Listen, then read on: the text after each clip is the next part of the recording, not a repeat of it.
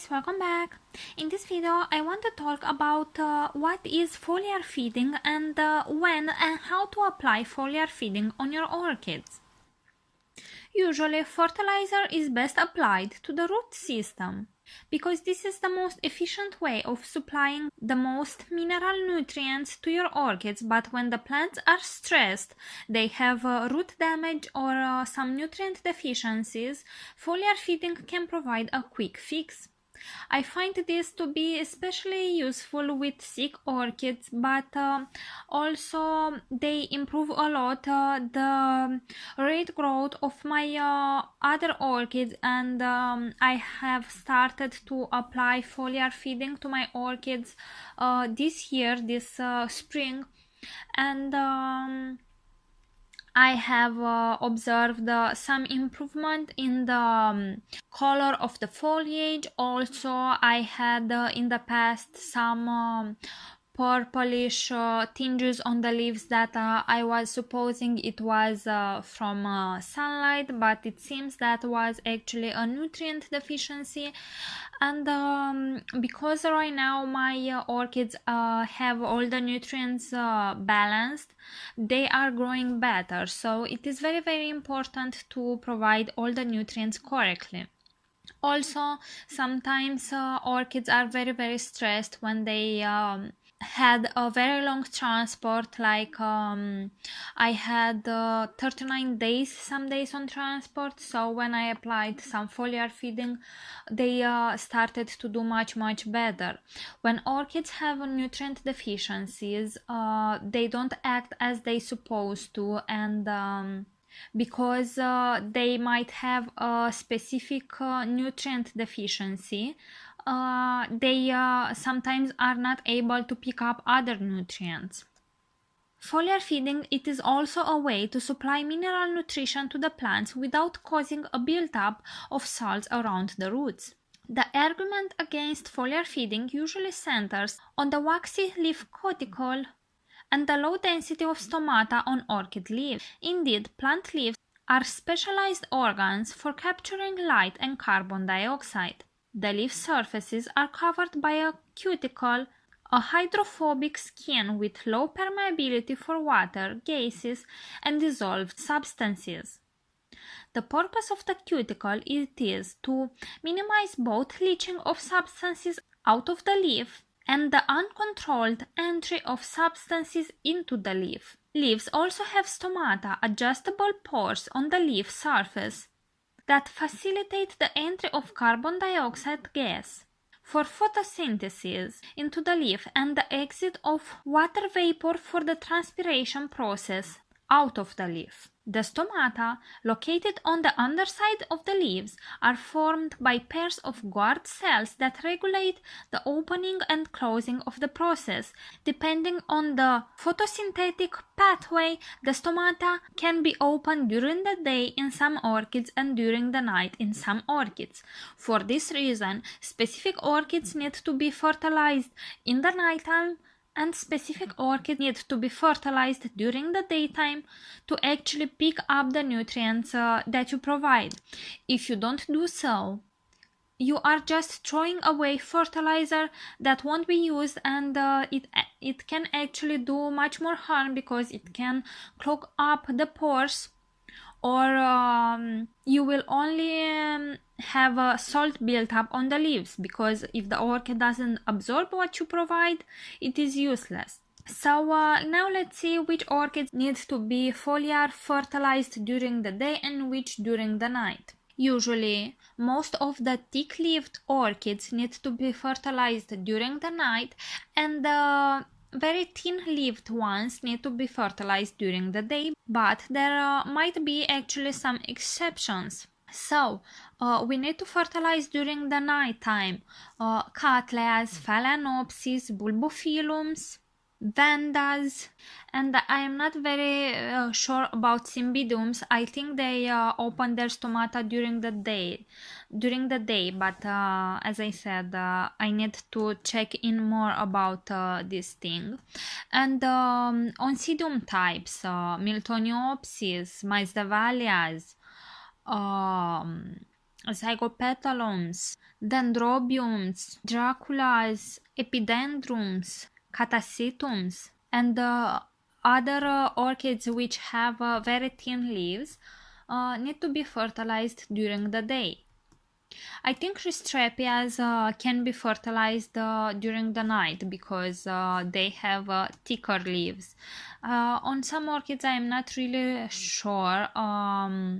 Like Astes are also they also open the stomata during the day. But if you have questions regarding this thing, I guess you can just pop up a comment down below and I will answer you. Right now I cannot just remember all the orchid genera.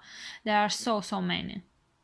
In general, the primary nutrients like nitrogen, phosphorus, and potassium and calcium are best absorbed through the roots, and the micronutrients like zinc, manganese, iron, copper, boron, and molybdenum are generally immobile and are best absorbed through the foliar applications. The secondary macronutrients like magnesium and sulfur can be absorbed through the roots as well through the foliar applications.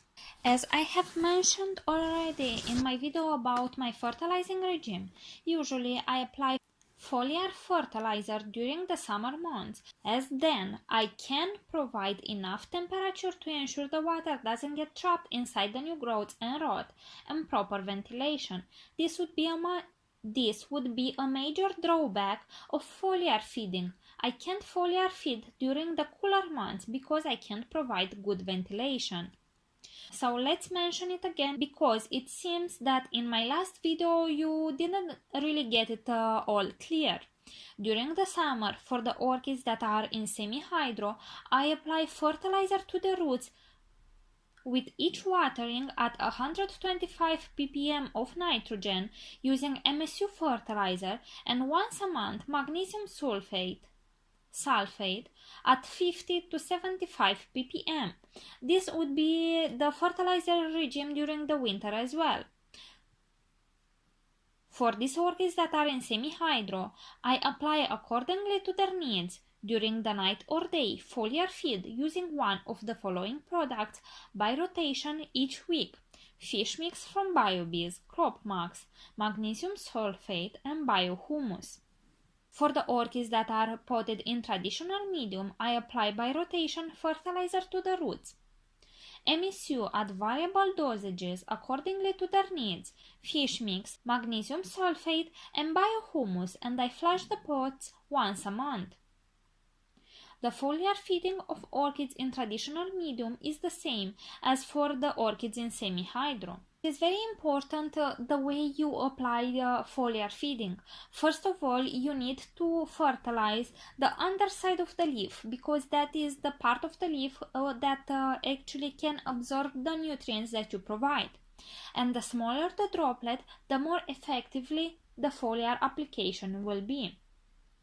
The most efficient way of delivering the micronutrients to the leaves is by using a fogger because the fogger atomizes the spray production, the spray producing aerosol-sized droplets that will easily reach the plant underside, so less of the micronutrient solution is consumed with each feeding.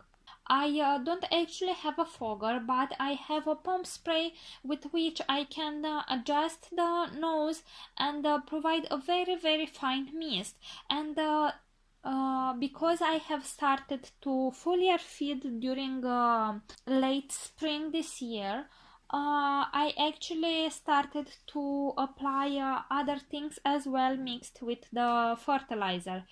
And by this I mean I have applied fungicides and pesticides super easy, because when I was applying foliar feeding I would also mix either fungicides, either pesticides, depending what I was needing, and they don't react between them. But I didn't mix fungicides with pesticides. I am not sure about this too, but I knew that I can mix each of them with the fertilizer.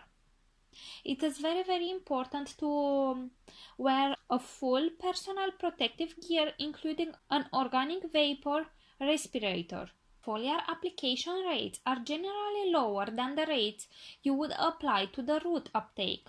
Usually, products are specially labeled for foliar applications, and you should follow exactly the label instructions to prevent leaf burn and phytotoxicity. You will have links in the description of this video and in the comment section below for all the products that I mentioned. As a source of nitrogen for foliar feeding, it is best to apply a nitrogen that is based on urea, because this is readily absorbed to the underside of the leaf. Urea also helps stimulate absorption of other nutrients by increasing the permeability of the leaf tissue. So this is actually why we have also nitrogen based on urea in fertilizers that are specifically designed to provide micronutrients, because it helps the orchid absorbs better the micronutrients. The micronutrients zinc, manganese, iron, copper, boron, and molybdenum are required in small concentration for the plant growth. The one that I like, the fertilizer that I like to use the best, it is the Cropmax, because it has quite a high concentration of micronutrients, and because it is a biofertilizer, I think that does a whole lot of good to my orchids. Calcium, it is best absorbed to the roots and is carried to the growing part of the plant where it is used in building cell walls. Calcium, it is mostly immobile, so it cannot be translocated from older to newer growths. Foliar applications of calcium during the periods of rapid growth are a way of supplying the calcium your orchids need directly to the expanding tissue, where it can be used in building cell walls. Many of the calcium foliar supplements contain calcium acetate, calcium nitrate, and calcium chloride. Magnesium, it is an essential building block for chlorophyll. It is easily absorbed to the roots, and it is a mobile nutrient. If your plant does not have enough magnesium when forming new growths, it will take it from the older leaves that will then yellow and senesce. Epsom salts can be added to a foliar spray solution, and a very nice product to use it is Cropmax, because it contains both calcium and magnesium that are available for foliar feeding. I actually do not own right now this product, but I really want to order it and start using it, because right now I can't seem to find a suitable product in my country, so I think I need to order it from America. Anyway, that helps a lot the orchids grow better. When you see new growths that are dying back, and sometimes you didn't get water trapped in the new growth, that is actually an indicator that the orchid doesn't have enough calcium to support the new growth. Seaweed and kelp extract assist the absorption of nutrients and contain beneficial vitamins and hormones. Seaweed extract, it is a generally available organic product derived from harvest brown seaweed that contains major and minor nutrients, amino acids, and growth promoting substances like auxins, cytoxins, and gibberellis. The products like Cropmax are very popular in the orchid hobby, and I would really like to get my hands on one. Megathrive, it is a very used foliar fertilizer in the USA and the UK that contains the trace elements boron and molybdenum in higher levels than most other fertilizer. The boron and molybdenum stimulate the circulation of plant hormones, auxin and cytoxin, to increase the plant growth rate. It is intended to be used. The majority of our orchids' nutritional needs should be satisfied by a regular fertilization program in which minerals are delivered to the root zone for uptake. Foliar feeding is designed to be an enhancement of the fertilizer regime than a replacement of the regular fertilization program. and it is best suited for micronutrients and supplements. I consider foliar feeding to be a great way to improve the health of the orchids, to treat all those nutrient deficiencies, and also to provide a very stable levels of nutrients inside the plants. And personally, I have observed some really good results this year, and my orchids have grown so much. As I said in the past, I have orchids that have produced more pseudobulbs that than they actually had in the past. So I had orchids that at the beginning of the spring had 6 pseudobulbs, and right now are producing the 13 pseudobulb. So they have grown quite a lot. Also, I have sheets where I never had them before, and buds on non-flowering orchids. So I'm quite impressed by my fertilizer regime this year, and I will really stick to it because I think that I have found the solution for my goals as far as my orchid goals go. So right guys, this has been the video for today. I hope you have enjoyed it, and if you have any questions, please leave them in the comment section below. If you have liked this video, please give it a thumbs up. And if this is the first time you're watching a video on my channel, please consider subscribing to it so you can stay up to date with all my orchid videos. Thank you very much for watching, and see you all next time. Bye!